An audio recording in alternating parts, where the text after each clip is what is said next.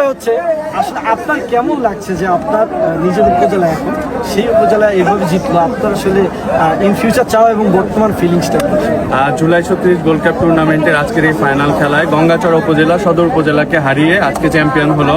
বহুদিন পরে রংপুর স্টেডিয়ামে এত বড় আয়োজন, এবং আপনারা দেখেছেন পুরো বাংলাদেশবাসী না পুরো বিশ্ববাসী দেখেছে যে রংপুরের মানুষ খেলাকে কত ভালোবাসে।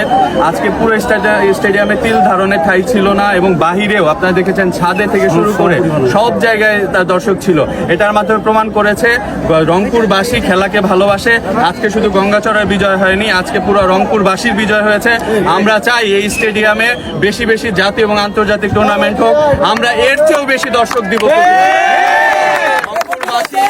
সবাই একত্রিত আছি, আমরা বাংলাদেশকে ভালো ভালো প্লেয়ার উপহার দিব এবং আমরা ভালো ভালো খেলা উপহার দিব। আমরা ঊর্ধ্বতন কর্তৃপক্ষের কাছে আবেদন করব যে এখানে যেন বেশি বেশি জাতীয় এবং আন্তর্জাতিক টুর্নামেন্ট হয়। আমরা কি আশা করতে পারি সামনের বছরও সেম ভাবে আয়োজন হবে? ইনশাআল্লাহ, এটা আমি ধন্যবাদ জানাতে আমাদের জেলা প্রশাসক স্যার, জেলা ক্রীড়া সংস্থা সহ এখানে সকল সদস্য যারা এখানে আজকের এই আয়োজনে এই মাসব্যাপী যে আয়োজন ছিল। আমরা আশা করি প্রতি বছর এইরকম হবে, রংপুরবাসী এইভাবে আনন্দে মাতবে। রংপুরে থেকে ভালো ভালো প্লেয়ার বের হবে যারা দেশ এবং আন্তর্জাতিক পর্যায়ে ভালো ভালো খেলা অংশগ্রহণ করবে। আমরা চাই প্রতি বছরই এইরকম টুর্নামেন্ট হোক, এবং একটা কথা বলে চাই প্রতি বছরই চাই গঙ্গাচড়া চ্যাম্পিয়ন হোক।